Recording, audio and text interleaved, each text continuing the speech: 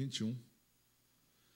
Estamos estudando esse texto já há alguns meses, no caso, o livro de Jeremias. E hoje, no capítulo de hoje, diferente dos outros capítulos, começa a acontecer visivelmente, agora, aos olhos de Judá, aquilo que Deus vinha falando há muito tempo. E a gente vai perceber na leitura, já de cara, no verso 1, que o tempo que nós, às vezes, temos a noção, não é igual à condição do tempo de Deus. Nós ouvimos, lemos, aprendemos sobre a palavra. E até sabemos, mas eu diria que por loucura, por rebelião, desobediência, a gente acaba que, estou falando aqui no sentido genérico do negócio, a gente acaba não cumprindo, ou algumas pessoas não cumprem. Mas a palavra de Deus, ela não volta atrás. O que nós estamos assistindo agora, em toda a terra, não foge daquilo que as Escrituras assim já têm pré-estabelecido. O que vai mudar? Vai mudar se eu obedeço, se eu não obedeço, no conceito das consequências que tem para a minha vida. Então, até aqui o capítulo 20, o que é o 21, o Senhor foi falando com Jeremias e dizendo, fala ao povo, fala aos homens, fala aos líderes, diga para eles que se arrependam, eu vou tratar com eles. Mas eles endureceram o coração. E nós vimos em todo o tempo, dos 20 primeiros capítulos, os primeiros que endureceram o coração foram os obreiros, foram os líderes, foram aqueles que tinham que dar o exemplo. Sacerdotes endureceram, os líderes endureceram, se rebelaram contra Deus e adotaram um estilo de vida que nós também vimos, dizendo o seguinte, capaz que vai acontecer. Isso aqui é Jerusalém, o templo está aqui, a arca do Senhor está aqui. Aqui é a cidade levantada por Davi. Nós somos a geração que o Senhor marcou, separou. Nós temos uma aliança de Deus para conosco. Assim eles pensavam. E nós vimos também nos capítulos anteriores que Deus batia na tecla dizendo, isso não vos salvará, porque a minha palavra se cumpre para com aqueles, no sentido de abençoar, que estão vivendo a palavra. Mas mesmo assim, isso aqui não foi 1 ano, não foi 5 anos, foram anos Deus corrigindo a nação, chamando a atenção. E aí, irmãos, antes de fazer a leitura, e é interessante que a gente compartilhe isso nesta noite, o que acontece? Nossa mente, às vezes, imagina que nós somos donos do tempo, ou que nós lemos a Bíblia, e hoje o que não falta é uma geração que acha que sabe, que acha que entende. Esses dias eu estava vendo algo chamado a geração de ferro e a geração de cristal. Está indo embora a geração de ferro, está agora a geração de cristal, que não pode falar nada, que não se sacrificam para nada, que não lutam por nada, que querem tudo de mão beijada, que tudo para eles tem que ser só holofote, que tudo para eles tem que ser do jeito deles. Uma geração que não sabe o que é lutar, não sabe o que é conquistar, e os de ferro estão indo embora. Homens e mulheres que trabalharam, que dedicaram, que tiveram o objetivo de construir, de estudar, de fazer a vida, e vem uma geração que não pensa assim, que é tudo feito, tudo fácil, eu acho, eu penso, eu não preciso de igreja, eu entendo do meu jeito. Isso não vai fugir. Aliás, Paulo escreve sobre isso a Timóteo, dizendo, vai acontecer no final, que vai surgir uma geração que não vai suportar a palavra, vai se dar de inteligente, vão se dar de sabido, e por isso vão ser penalizados. Foge deles. Você vai ler em 2 Timóteo, Paulo dizendo, foge desse tipo de gente. E o próprio Paulo fala que as más conversações corrompem os bons costumes. Então, quem anda do lado de gente que não leva Deus a sério, a tendência é acabar se contaminando com isso. E é exatamente isso que tem acontecido.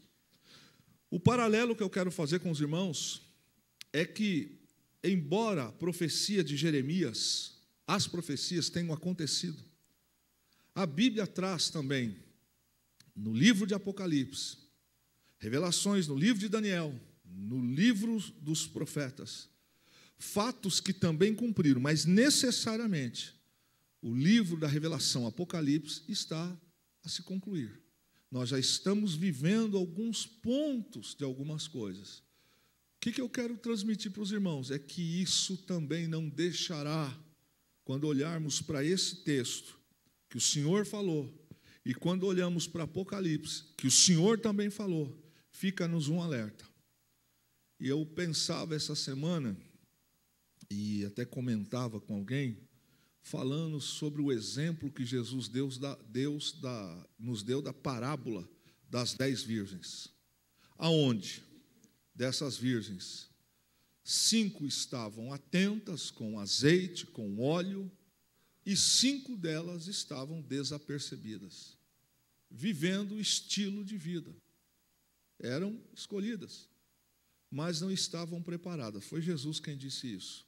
E aqui no capítulo 21, depois de um bom tempo, o profeta chamando a atenção, dizendo arrependei-vos, dizendo mudai, dizendo tomem jeito, chega a ponta do início das coisas. Vamos para o verso 1, e eu vou fazer, como de costume, a leitura na Bíblia, na nova tradução da linguagem de hoje. Ok, queridos? Vamos lá. O rei Ezequias, de Judá, mandou que Passur, filho de Malquias, fosse junto com o sacerdote Sofonias, filho de Maaseias, e me fizesse o seguinte pedido: Jeremias, peça a Deus, o Senhor, que nos ajude, pois o rei Nabucodonosor da Babilônia está fazendo guerra contra nós. Pode ser que o Senhor faça um milagre em nosso benefício e obrigue Nabucodonosor a se retirar. Então o Senhor falou comigo e eu disse que levassem a Zedequias a seguinte resposta do Senhor: o Deus de Israel, quem vai bater em retirada são os soldados que Zedequias está pondo para guerrear contra o rei da Babilônia, e o seu exército que está do lado de fora das muralhas de Jerusalém. Eu amontoarei as armas deles no centro da cidade. Eu mesmo lutarei contra vocês com toda a minha força, ira e raiva e com o meu grande furor. Nesta cidade matarei tudo o que tem vida. Tanto as pessoas como os animais morrerão de uma doença horrível. O rei Zedequias, os seus oficiais e as outras pessoas que não morrerem por causa da guerra, da fome e da doença, todos estes eu deixarei que sejam presos pelo rei Nabucodonosor e pelos outros inimigos que querem matá-los. Nabucodonosor mandará matá-los. Ele não terá dó nem piedade de nenhum deles. Eu, o Senhor, estou falando. Em seguida, Deus mandou que eu dissesse ao povo: escutem, eu, o Senhor, deixo que vocês escolham entre o caminho da vida e o caminho da morte. Quem ficar nesta cidade será morto na batalha, pela fome ou pela doença. Mas quem sair e se entregar aos babilônicos, que estão cercando a cidade, não será morto. O que essa pessoa vai ganhar é escapar com vida. Pois eu resolvi não proteger esta cidade, e sim destruí-la. Ela será entregue ao rei da Babilônia, e ele a queimará completamente. Eu, Senhor, estou falando. Jeremias, diga aos descendentes do rei Davi, que são da família real de Judá, que escutem aquilo que eu, Senhor, estou dizendo. Façam justiça todos os dias. Protejam dos exploradores aqueles que estão sendo explorados. Senão, as maldades que vocês estão praticando farão a minha ira queimar como fogo que não pode ser apagado. Jerusalém, você está num lugar bem alto, acima dos vales, como uma rocha que fica acima do planalto. Mas eu, Senhor, lutarei contra você. Você diz que ninguém tem coragem de atacá-la, que ninguém consegue tomá-la. Mas eu, o Senhor, a castigarei por causa do que você tem feito. Vou pôr fogo no seu palácio, e tudo o que tiver em volta também será queimado. eu, o Senhor, estou falando. Pois bem, aqui o cenário começa assim. Jeremias está no local, na cidade, quando o rei Zedequias toma ciência de que o cerco começou. Interessante que até antes daquele visual que ele teve, ninguém dava crédito ao que o profeta falava. Ninguém acreditava. Os reis, os juízes, os sacerdotes, o povo, os juízes, ninguém dava crédito. Mas agora começou o cerco. E qual foi a primeira palavra do rei?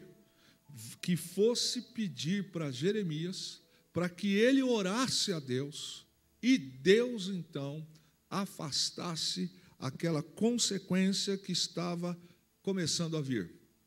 Ele sabia quem era Nabucodonosor, sabia dos males que já tinha feito, inclusive dos estragos que tinha feito no mundo, mas não ouviram. E agora, meus irmãos, no texto que nós acabamos de ler, nós ouvimos Jeremias dando a seguinte palavra no capítulo 21. Só tem 2 caminhos para Judá. Os que resistirem vão morrer aqui. Os que não morrerem pela espada vão morrer de fome, vão morrer de peste. Mas Deus dá ainda mais um gesto de misericórdia. Diz, se entreguem. E aqui eu quero pontuar com os irmãos, para que a gente possa refletir sobre isto. Tem coisas que a gente vai vivendo, vai fazendo, vai vivendo um estilo de vida errado. E sabemos o que não deve ser feito, e também sabemos o que deve ser feito. E acontece exatamente que chega a hora, chega o instante em que Deus não volta aqui atrás. Ele diz, para não morrer aqui, se entreguem. Deus ainda deu uma chance para eles. E Deus sabia que muitos deles não iam ouvir. Nós vamos encontrar no texto o próprio Deus dizendo para eles que os líderes, que os comandantes, eles estavam tão insubmissos e tão obstinados que eles negaram-se a ouvir. E aí, meu irmão, eu trago para o seu coração e o meu coração o que Salomão escreve em Provérbios, quando ele diz, sobre tudo que se deve guardar, guarde o teu coração, porque dele procedem as fontes da vida.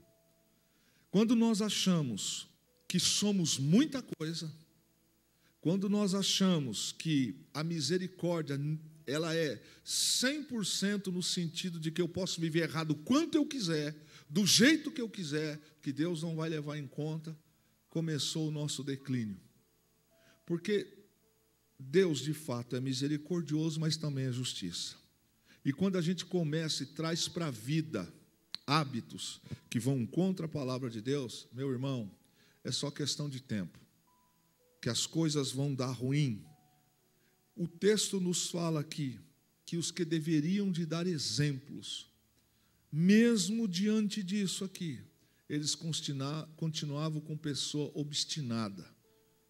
Obstinado é aquele ou aquela que só ouve o que ele acha. Essa é a tradução do conceito de pessoa obstinada. Uma pessoa obstinada, você fala com uma porta e a porta obedece, no provérbio. Mas uma pessoa obstinada, ela põe umas coisas no coração, é só ela que sabe. Então, ela não escuta conselho, ela não se rende ao ensinamento. Se ela não for o centro, nada fará. É uma pessoa que não tem probabilidade nenhuma para ouvir, para receber, porque ela põe no seu coração que ela é quem sabe, ela é quem está certa. Esse é o conceito de obstinação. E Deus chama os líderes e os homens daquele tempo de homens obstinados e insubmissos, insubmisso tem a ver com o conceito de quem deve render-se à lei, ou à orientação, ou à norma, e assim não faz. São pessoas insubmissas. E o Senhor fala que esses líderes e homens insubmissos tinham sido eles os primeiros que geraram no coração da nação esse espírito de rebeldia. Eu não quero citar aqui alguns nomes, por questões de ética, de líderes, mas quantos que têm flexibilizado para que a massa ocupe o espaço? Quantos têm flexibilizado a palavra para se amoldar a um contexto, para se amoldar a uma geração? Quantos têm flexibilizado? E com isto, muita gente está indo ribanceira abaixo. Nós todos aqui sabemos que a educação vem de casa e que a escola, ela forma o intelecto, trabalha no intelecto. O que nós encontramos é uma geração que não tem mais tido tempo de ensinar o caminho em casa. Quando raro, olha, que a igreja tem culto infantil, tem escola dominical, mas você percebe até pela frequência, você percebe até o zelo, você percebe até como as coisas estão no dia de hoje. Agora, no exato momento que nós estamos falando aqui, o inferno está trabalhando para trabalhar na vida das crianças. Exatamente agora, tem gente maquinando como vai ser a educação em 2023, para maneira de subverter, para mudar a cabeça. Porque você que é adulto, eu que sou adulto, dificilmente nós mudamos, porque nós já sabemos. Mas na cabeça de uma criança isso vai. Então, cabe a nós, aplicando para nós, seja aqui na casa do Senhor, e seja também em nossos lares, essa obrigação de instruir. Se vão seguir ou não, é uma outra história. Mas a gente precisa ter esse sentimento da gente fazer aquilo que é nosso papel. Aqui, Deus está dizendo, vocês, líderes, são os culpados pelo que está acontecendo. Vocês não disciplinaram, vocês não corrigiram, vocês não orientaram, vocês não falaram, vocês foram tolerantes, vocês não trouxeram arrependimento. Por causa de vocês, principalmente, o mal chegou sobre a nação. E aí, certo esse fato, porque agora o rei está dizendo, ore para que Deus retire essa luta de nós. E Deus está dizendo, eu não vou tirar. Não só não vou tirar, como eu vou aplicar minha ira sobre isso, porque não foi por falta de falar. No texto também nos traz aqui o entendimento de que Nabucodonosor, ele é o vingador de Deus. Ele não é ungido de Deus como sacerdote, como rei, mas ele é ungido, levantado por Deus para ser a vara disciplinadora sobre Israel. E Deus diz que este homem chegou agora, a época dele agir. Quando a gente olha para o texto, a parte histórica, podemos pensar assim, isso foi lá atrás. Mas apliquemos isso para a nossa vida, para o livro sagrado, para o livro de Apocalipse, para as coisas que estão acontecendo, e aqui Jesus descreve também em Mateus 24. Esta foi a última vez que o profeta faz um chamado de arrependimento. Mesmo no caos, Deus está dizendo, arrependam-se. Deus está dando uma chance para eles. E o texto diz que eles ridicularizaram o profeta mais uma vez. E nós vimos aqui também, durante esses estudos, que Deus, ele em todo o tempo falou com Jeremias e disse para ele, fique na posição. Só que as pessoas ridicularizavam, blasfemavam, insultavam, ofendiam. E isso ia. Só que, de repente, começa alguém a olhar e fala, os sentinelas eram homens que ficavam em pontos estratégicos do território, e davam notícias, assim como os informantes, que a gente chama hoje de setor de inteligência, eles traziam notícias ao rei sobre as coisas que estavam a acontecer, sobre o perigo que estava iminente. E as notícias chegaram para Zedequias dizendo, olha, está vindo, já estão se aproximando. Nesta hora, os homens começam a pensar, no caso o rei, e eles dizem, ore por nós. Você consegue olhar para esse texto aqui e encontrar aqui um coração ainda embrutecido? que não há uma declaração aqui nesse texto do rei dizendo, nós erramos, nós pecamos. Ele diz, ore ao teu Deus. Como se fosse simples assim, e eu sempre tenho dito isso aqui na casa, que Deus não é mágico, não é encantador. Não é simplesmente você ora por mim e se eu não quiser mudar, Deus vai fazer do mesmo jeito. Não é porque Ele não tem poder, não é porque Ele não é soberano, é que está em nós o livre-arbítrio, o pensamento, a conduta, fazer ou não fazer. Falar a gente fala, ensinar se ensina. Nós todos aprendemos, quando tiramos carta de habilitação, que não se pode andar sem cinto de segurança, que não se deve ultrapassar o limite de velocidade. No entanto, tem gente habilitada que faz esse procedimento da mesma forma, do mesmo jeito. E o texto diz que estes homens agora vão pedir para Jeremias, mas não há aquebrantamento, não há posicionamento do tipo, nós estávamos errados, queremos fazer um sacrifício, perdão ao Senhor. Não, eles não falam isso, eles simplesmente falam para Jeremias, ore ao seu Deus, ore a Deus, para que Deus traga oportunidade e nos livre disso. Sabe o que significa isso, irmão? É gente que escuta, gente que tem dificuldade de vivenciar, de se consertar. Por isso que a Bíblia diz que enganoso é o coração do homem. Muitas das vezes, como nesse caso, a postura de ser rei, de ser descendente da família de Davi, de morar em Jerusalém, do templo está lá, da arca está lá, ainda faz com que se pense assim, não, ora aí você que é crente, você que é profeta, você que é pastor, a senhora que é de oração, e peça para Deus fazer isso. Mas a própria pessoa não muda. Independente disso, Deus tem uma palavra. Independente do que eu penso ou não quero fazer, Deus tem uma palavra. E aqui o Senhor está dizendo para Jeremias falar para aqueles homens que o mal estava ali. E era para eles se renderem. Mas esta é uma condição que dificilmente esses homens pensariam em fazer. Assim como muitas das vezes nós somos. Dificuldade de se render. Dificuldade de dizer, me perdoa. Dificuldade de mudar as coisas. Dificuldade para parar o que está errado e recomeçar.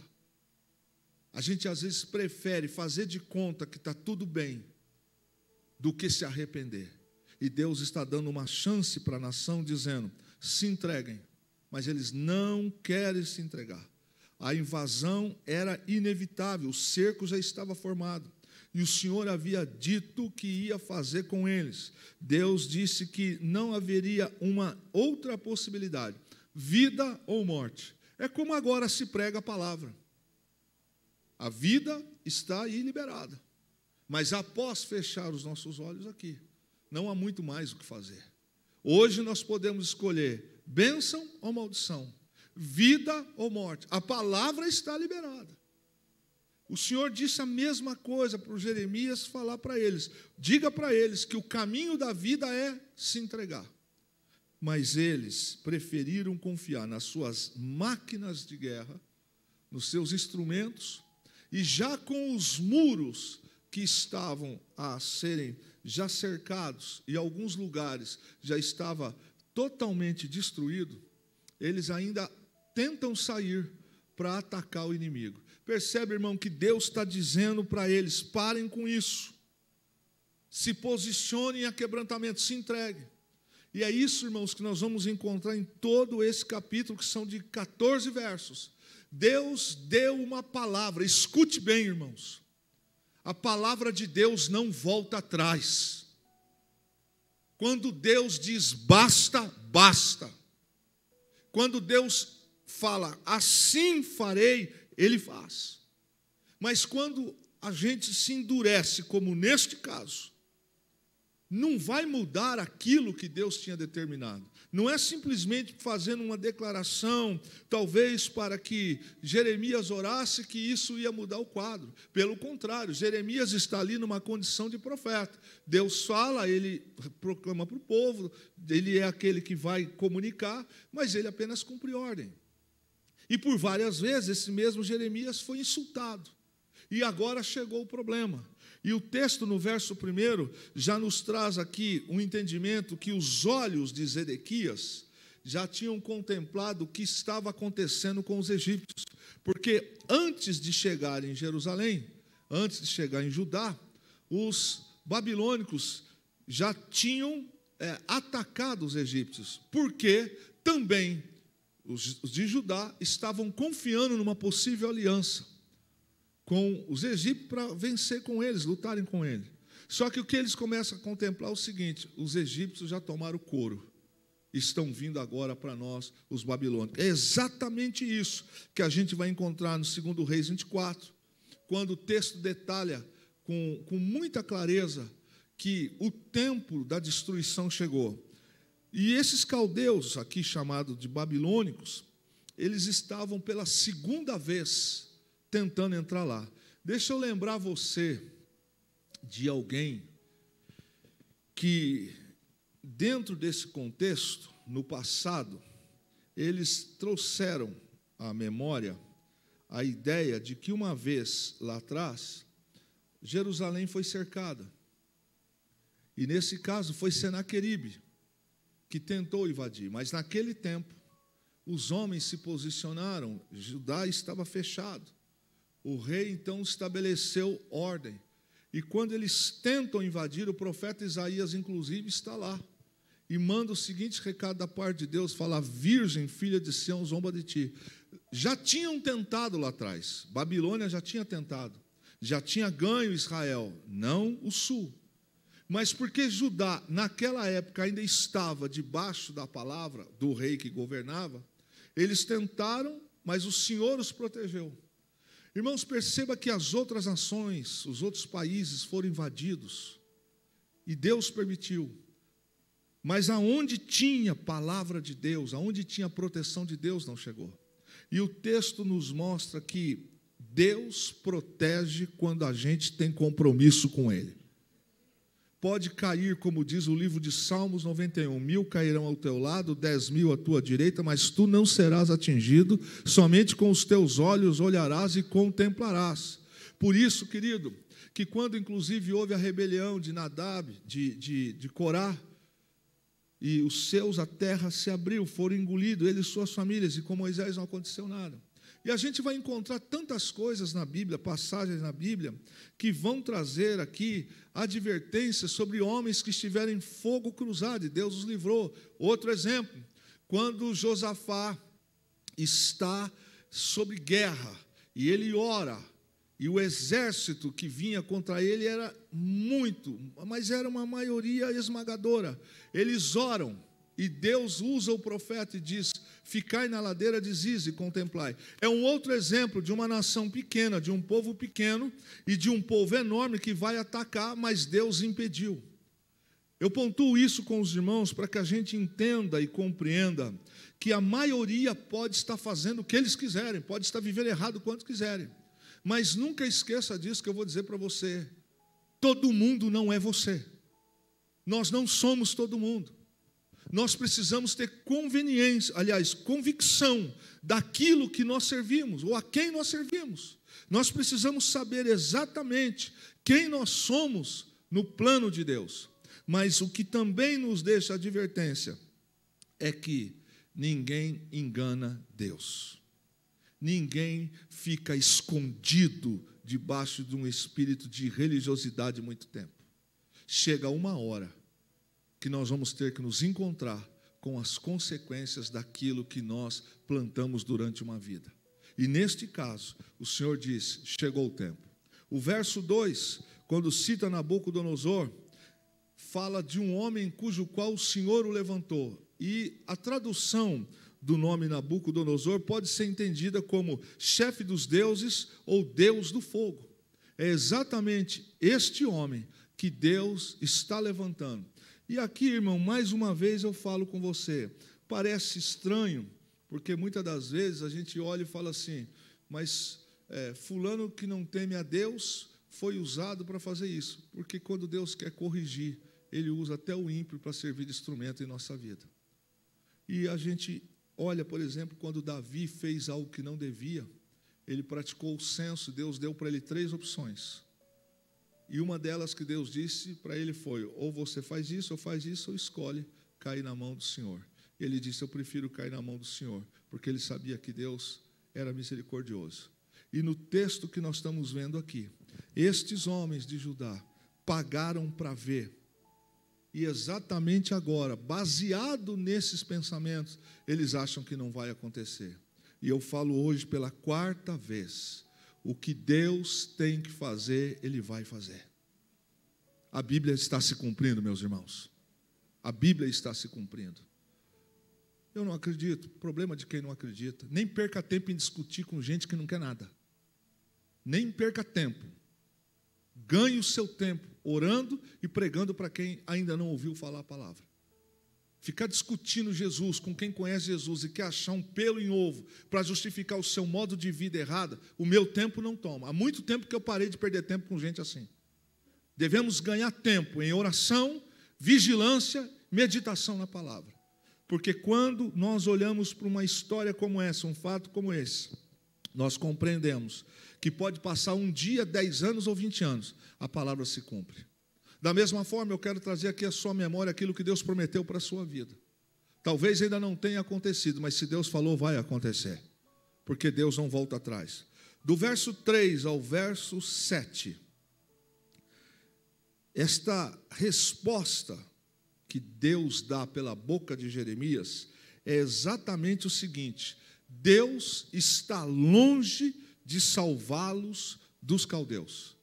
E declaradamente, Deus vai lutar contra eles. Eles esperam receber de Jeremias uma palavra que os conforte.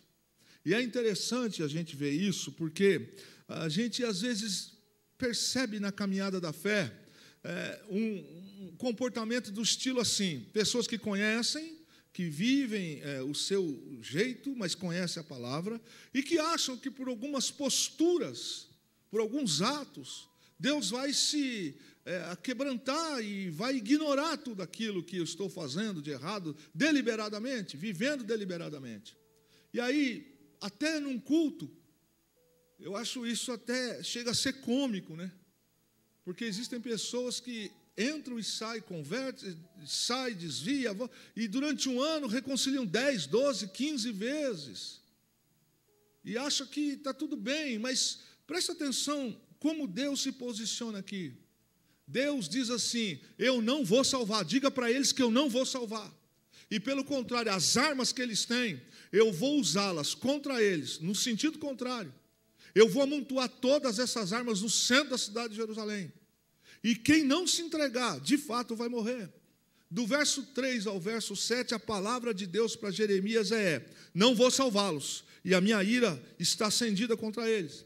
O verso 4 precisamente diz assim: virarei para trás as armas, eu vou transformar essas armas em algo diferente. E aqui eu pontuo também com os irmãos essa noite.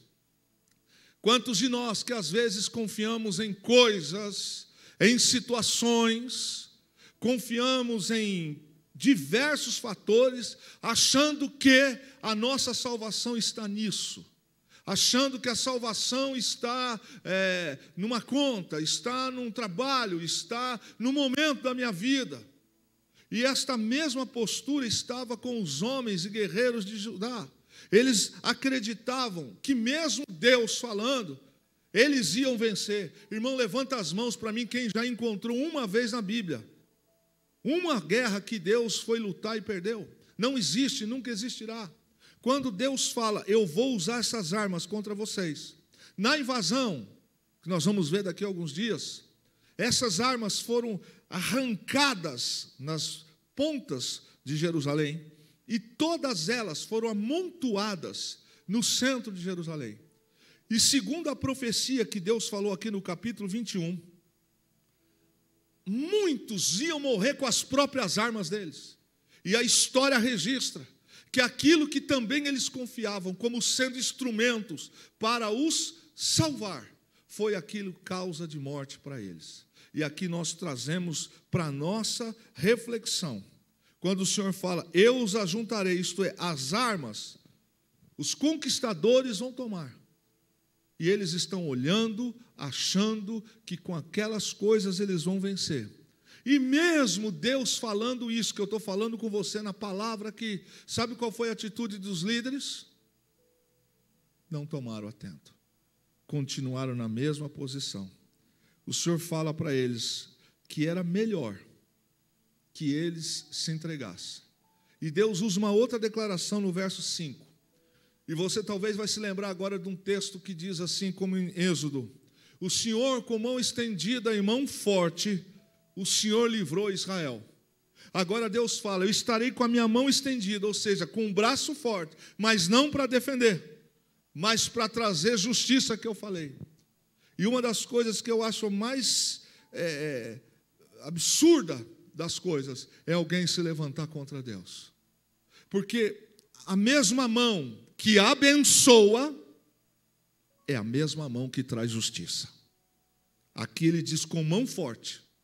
Se você comparar com Êxodo e com outros textos, você vai encontrar assim: o Senhor com mão forte estendeu e nos resgatou. Mas aqui Deus está dizendo o seguinte: com mão forte eu vou castigar vocês. E o verso 6 completa isso falando de raiva, de fúria, que Deus lutará contra eles e que Deus faria inclusive com que as armas deles, ou seja, tudo que eles tinham, aquilo ia servir apenas para os sitiar, ia servir apenas para amontoar, e que eles iam sentir a penalidade sobre a vida deles. O verso 7 diz o seguinte: o Senhor fala: o povo, os que de Jerusalém ficarem, quem não morrer de espada, vai morrer de peste, de fome, e o caos está estabelecido.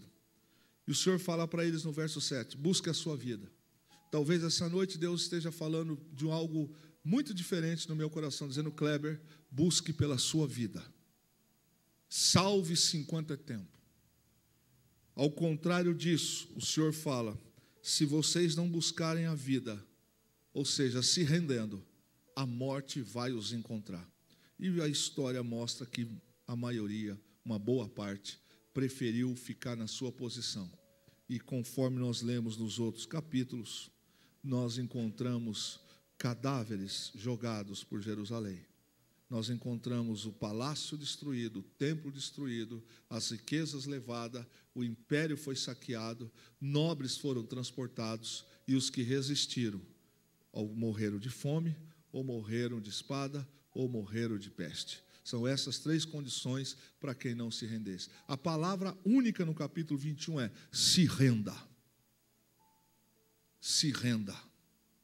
Enquanto não houver rendição, se não houver rendição, pode confiar nos seus carros, pode confiar no seu dinheiro, pode confiar no seu status, pode confiar na sua inteligência, pode confiar na sua religiosidade, pode confiar no seu conhecimento teológico. Isso não vai bastar.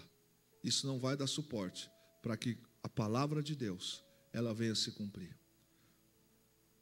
Nós vamos encontrar ainda Deus falando aqui que este rei, Zedequias, ele iria contemplar o que aconteceria com os filhos. E a história diz que os filhos foram capturados, foram assassinados. E este homem aqui, Zedequias, desta época, o rei, ele não morreu à espada, mas ele morreu de dor. Por tudo que lhe aconteceu quando Jerusalém foi invadida, foi tomada. O verso 8, que novamente pontua, dizendo que a vida está para quem se rende, e a morte está para quem se opõe. E Deus novamente fala no mesmo capítulo: se renda. Tomara que essa noite o Senhor esteja me dando uma chance, nos dando uma chance de rendição. Porque todo aquele que endurece o seu coração precisa saber que Deus não perde. Quem perde é o homem. Mas o que acontece muitas das vezes, irmãs e irmãos, é que a gente olha para as coisas, olha para as circunstâncias E a gente diz assim, não, isso aí aconteceu com ele. Sabe como é que funciona isso, muitas das vezes? Funciona assim, quando o pai fala para a mãe, o pai fala para o filho, ou a mãe diz para o filho, corrigindo, ela diz assim, não tenho paz para você fazer esse negócio, mas eu vou fazer. Quando o pai fala assim, filho, não vai, não entre por esse caminho, e o filho até fala que não vai fazer, mas escondido ele faz. Quando não faz claramente, faz escondido. Não é falta de ensinar, não é falta de falar, mas a vida e a morte estão liberadas. Quantas histórias absurdas no caminho da fé nós encontramos de palavras que foram ditas, mencionadas, explicadas. Uma certa vez, aconteceu um fato muito triste, que uma certa situação, a mãe disse para a filha que não fosse numa festa que teria à noite. E a mãe disse, eu não sinto que você deva ir. Eu não sinto que você deve estar lá. Meu coração está inquieto por isso. Aquela moça falou, não, mãe, esquenta a cabeça, isso é coisa da sua cabeça. Não entra nessa não. A mãe falou. E quando aquela moça entrou no carro, junto com mais alguns amigos e amigas, a mãe disse assim, filha, vai com Deus então. Ela vira e fala assim, só se Deus for no porta-mala, porque aquele não cabe. No trajeto, houve um acidente. O carro foi esmagado. A única parte que não foi esmagada foi o porta-mala. O que a gente fala, o que a gente professa, a gente precisa tomar cuidado. Esses meninos que estão aqui, nós que estamos aqui, estamos ouvindo a palavra de Deus hoje. Embora o Brasil e o mundo estejam caminhando por um rumo que eles acham que não vai ter consequência, vai ter. E apesar de alguns falsos dizerem que o Brasil não é do Senhor Jesus, a Bíblia diz que a terra é o escabelo dos pés do Senhor. Logo, o Brasil é do Senhor Jesus. Verso de número 8, então, fala de vida ou morte. Abra a sua Bíblia, Deuteronômio 30, verso 19. Deuteronômio 30, verso 19. O Senhor fala assim, os céus e a terra tomo hoje por testemunhas contra vós, de que tenho proposto a vida e a morte, a bênção e a maldição. Aí Deus fala, escolhe, pois, a vida, para que viva tu e a tua descendência. Deus dá chance, irmã Cida. Deus dá chance, Mônica. Deus nos dá chance, Aguinaldo. Mas às vezes a gente acha que Deus pode esperar, ou que eu sou o dono da verdade. Verso 9, Deus faz mais um apelo, dentro do mesmo capítulo, olha quantas vezes Deus está falando, se arrependa, escolhe. No verso 9, Deus fala, tome a tua vida como despojo. O que era o despojo? Despojo é quando acontecia uma batalha de uma nação contra outra nação, a que dominava, a que ganhava, tinha direito ao espólio, o despojo, tudo aquilo que era de lá, passava então a pertencer a quem venceu a guerra. E esse provérbio declarado aqui, Deus está dizendo, eu estou te dando nessa guerra o direito de escolher vida. Mas conforme eu disse para os irmãos, sabe qual foi a postura daqueles homens? Eles ainda viraram mais uma vez as costas. E aí Deus fala, virei a face contra vocês. O que significa isso? Deus estava determinado a punir. Eu também já falei essa história aqui, porque a gente vai ficando velho de pastoreio, de ministério, e algumas coisas a gente vai, lamentavelmente, trazendo de experiências boas e ruins. Eu fui orar a pedido de um pastor por uma pessoa que se identificava como cristã. E por respeito a esse pastor, eu disse, era em outra cidade, eu disse, pastor, ela tem o pastor dela lá, tem fulano e ciclano. Ele disse, eu sei, pastor, mas eu queria que o senhor fosse lá orar. Eu queria que o senhor estivesse lá. E por respeito a esse querido de Deus, que era o pastor Otávio, eu fui para aquele hospital. Já disse isso aqui. E quando nós chegamos naquele hospital, subiram alguns antes da gente, que também eram pastores, mas não eram eles que propriamente foram para orar. Eles nos levaram até lá. Quando eles desceram com o rosto transtornado e disseram assim, pastor, ela não queria receber mais a oração, ela não quer. Mas eu insisti. Veja, a pessoa estava internada há vários dias e a pessoa disse assim, eu não quero. E era cristã, evangélica, supostamente. O pastor disse assim, mas eles vieram de tão longe para orar por você. A resposta foi essa. Então manda que entrem logo, que façam o mais rápido possível. E foi assim que me passou a palavra. Disse, tá bom. Eu entrei no quarto, estava acompanhado do pastor Elias, bati a porta. Quando eu abri a porta, falou, já sei quem é, pode orar, rápido aí. Assim que ela falou. Irmãos, naquela hora eu disse assim, Senhor Jesus, o Senhor me trouxe para um propósito, mas segundo o que o Senhor acabou de ver, faça segundo a tua vontade. Amém. Deus te abençoe. Virei as costas e saí. Quando eu desci, o pastor falou, e aí? Eu disse, hoje, Deus deu a chance para ela, de vida ou de morte, mas ela escolheu a morte. Ele baixou a cabeça e falou, eu sei. Eu disse, ela escolheu a morte. Voltamos para São José. No dia seguinte, o telefone tocou, falou, pastor, ela morreu. Às vezes, nós brincamos ou desprezamos palavras como esta.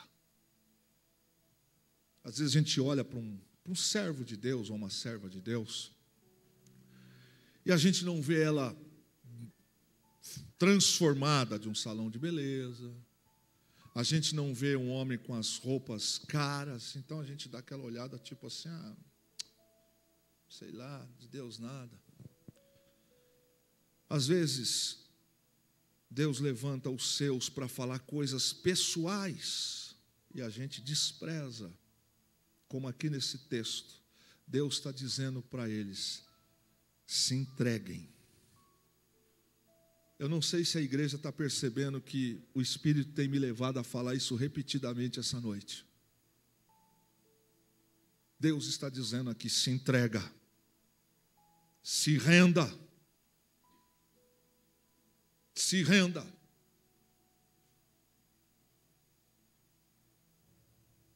Em outra situação, estávamos aqui num culto, estávamos pregando, entrou 2 rapazes na igreja, o Espírito Santo falou aqui, disse, vieram aqui para ver as coisas e ferir você. Eu me lembro que eu estava pregando, e Deus deu uma ousadia naquela noite, e no meio da pregação eu desci do altar e fui até as pessoas e disse, há um laço de morte, a boca da sepultura está aberta, não faça, não vá aonde pretenderam fazer, porque Deus hoje está dando uma chance. Se for para onde não ter que ir, a boca da sepultura vai os tragar. E botei a mão no ombro dos dois e continuei a mensagem aqui em cima. Terminou o culto. Alguns jovens na época me disseram, pastor, os dois saíram rindo daqui. Eu falei, sim, eu sei. O que você não sabe é o que eles vieram fazer. Isso foi num domingo. Na quarta-feira, o Rodolfo me procura, liga, fala: pastor, o senhor está lembrado daquela palavra de domingo, no meio do culto, que o senhor falou assim, assim, assado? Eu disse: sim, meu irmão. O senhor sabe que aqueles 2 rapazes, eles eram assim, assim, assado? Eu falei: não sabia, mas o senhor sabe. Ele disse: pois é.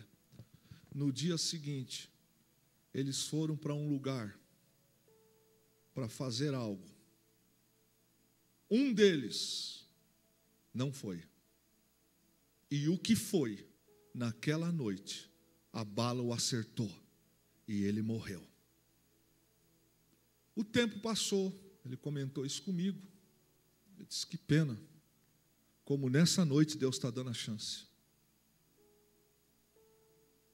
Teve a chance. Passaram-se, acho que 20 e poucos anos. O ano passado, retrasado, eu fui a um lugar e alguém disse assim: deixa eu apresentar para o senhor fulano. Eu falei: pois não. O senhor não faz ideia quem ela seja? Eu falei: não faço ideia. Ela disse: o senhor é o pastor Kleber? Eu disse: sim. Meu irmão mudou de viciado, de criminoso. Ele largou essa vida porque um dia ele foi na sua igreja, o senhor pregou e falou isso. Ele saiu rindo, mas resolveu não ir no dia seguinte. O outro que estava com ele foi e morreu. Desde aquele dia, quando meu irmão soube da notícia, ele entregou a sua vida para Jesus, largou as drogas, largou o crime. Eu falei: glória a Deus. Ela disse: e hoje ele é um presbítero na igreja tal e serve o Senhor Jesus liderando o grupo de jovens. Essa noite, o Senhor está dizendo, pelo estudo da palavra, que Ele está dando uma chance para ajudar. Renda-se. Renda-se. Render-se significa abrir mão. Render-se significa entregar-se, desarmar-se, não mais contender. Isto é render-se. E Deus disse para eles: rendam-se. Verso 11, o Senhor está dizendo ao rei e aos oficiais: prestem atenção, toda a casa real, porque ainda os descendentes da família real turbaram a justiça, turbaram a misericórdia. O Senhor diz: prestem atenção a todas as mensagens que eu os enviei, tanto o rei e seus oficiais. No verso 12, quando o Senhor fala casa de Davi, Deus está falando que a família real, os servos que estavam com ele, eles ainda traziam em seus corações a ideia de que, sendo da família real, não ia acontecer nada. E Deus fala: eu tenho uma palavra para vocês. Ou vocês começam a fazer justiça, ou vocês se arrependem e repreendem aqueles que estão oprimindo, ou até com vocês. E Deus ainda fala: por misericórdia a Davi. E aqui, novamente, eu quero pontuar. Tem coisas que não aconteceram ainda, irmã Neuza, não é porque a pessoa é boa, é porque a sua oração, a minha oração, a sua oração, Deus está ouvindo. Aqui Deus está dizendo: por misericórdia a Davi, diga a casa real, para eles se alinharem, que eu não estou satisfeito, contente com o que eles andam fazendo. Quando o Senhor fala de manhã, a expressão significa o seguinte: eu estou rápido para executar. E quando Deus fala para que a minha fúria é como fogo, já está liberado o decreto de Deus. Nós encontramos isso do verso 4 ao verso 5. E o Senhor ainda está dizendo: mas o rei e os da sua casa, se praticarem o arrependimento, ainda dá tempo. E nós encontramos Deus dizendo para eles: parem de tolerar com os perversos, com os abusadores, porque até vocês eu vou tratar. Mas se houvesse daquela família ainda arrependimento, da família real, o Senhor disse para eles: sofrerão, mas não na proporção. Sabe o que Deus está dizendo aqui, irmãos? É que às vezes, numa condição de quem tem obrigação de fazer o que é certo e não faz, o Senhor ainda estende mais uma chance. No caso dessa família, a família descendente de Davi, o Senhor está dizendo para ele: vocês deveriam de ser os primeiros que praticassem a justiça, deveriam de ser os primeiros que traziam aquilo que é correto.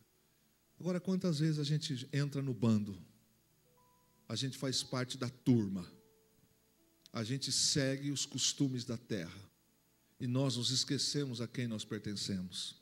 O verso 13 e penúltimo, o Senhor diz assim: moradora do vale, da rocha de Planalto. Deixa eu te dizer o que o Senhor está dizendo com isso. Eles imaginavam, os habitantes de Jerusalém, que pela localização que eles habitavam, não ia acontecer. Porque Jerusalém foi edificada sobre os montes, e era cercada de vales, inclusive quando a gente vê o vale de Inom, que está abaixo de Jerusalém. E a própria cidade de Jerusalém, ela também tinha os seus bosques, que geograficamente, como estratégia de guerra, serviria como defesa. Então batia-se no peito e imaginava assim: não, incapaz, como é que vão subir? Agora imagine as armas de guerra apontadas para baixo, já que Jerusalém está sobre o Monte Sião. Imagine as armas apontadas, eles acreditarem que os babilônicos vão conseguir subir contra eles e os vencer. Mas a guerra não era dos babilônicos, a guerra era do Senhor. E a Babilônia cercou, subiu o monte e dominou-os. E o Senhor está dizendo para eles: vocês estão dizendo, porque vocês estão na cidade fortificada, vocês imaginam que vocês vão vencer. E Deus está dizendo para eles, e fala exatamente isso no verso 13: sou eu, o Senhor, que estou contra vocês. Não se trata de uma guerra de Babilônia, eu, o Senhor. E, por último, Deus está dizendo aqui nesse texto: eu estou trazendo a consequência do que vocês fizeram. E ele fala isso no verso 14, quando ele fala: o fruto dos seus feitos. E Deus está trazendo aqui uma declaração do livro de Provérbios, capítulo 1, verso 31, que diz assim: comerão do fruto da sua conduta e se fartarão de suas próprias maquinações. Deus está declarando isso. E no livro de Isaías, capítulo 3, do verso 10 ao verso 11, o Senhor diz assim: dizei ao justo que bem lhe irá, porque comerão do fruto das suas obras. Ai do ímpio, mal lhe irá, porque se lhe fará o que as suas mãos fizeram. E quando o Senhor pontua e fala: vocês acreditam no seu bosque, Deus está dizendo para eles: vocês estão redondamente enganados. Vocês estão confiando naquilo que eu dei. E eu encerro aqui essa noite. Quando eu prego aqui, quando Deus usa alguém para ministrar a palavra, você já deve ter ouvido frases mais ou menos assim: o Deus que abençoa é o Deus que também tira a bênção. Esse povo não tinha cidade, não tinha nome, não tinha terra. Deus deu tudo isso para eles. Quando a gente acha, como aconteceu com eles, que nós somos dono da verdade, donos de tudo, acontece que Deus não se deixa escarnecer por ninguém. Deus entregou aquela nação de mão beijada para eles que não fizeram nada. Tirou os heteus, jebuseus, os deu uma terra que literalmente manava leite e mel. Mas quando a gente vira as costas, a ingratidão é um dos defeitos maiores da humanidade. Quando a gente vira as costas para a mão que abençoa, não esperemos receber boa recompensa. Porque se tem uma coisa que Deus traz muito a sério, é a sua justiça. Amém, irmãos? Perceba que no capítulo 21 mudou o cenário. Até o capítulo 20, Deus está dizendo, vai acontecer, vai acontecer, vai acontecer. No capítulo 21, o rei Zedequias começa a contemplar. E sabe qual foi a tristeza desse rei? Que ele teve que assistir à morte dos seus filhos. Ele não morreu da espada, mas morreu de dor. Por tudo que ele vivenciou.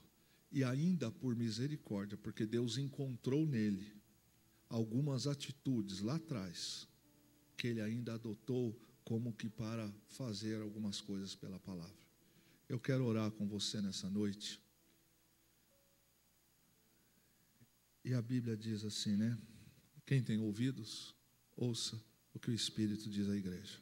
Então a palavra de Deus para nós essa noite é: renda-se, entregue-se. A vida não está em peitar, a vida não está em desafiar, a vida está em quem se rende ao Senhor. A melhor coisa que nós fazemos na vida é nos submeter à vontade de Deus. Vamos orar? Fique em pé, por favor.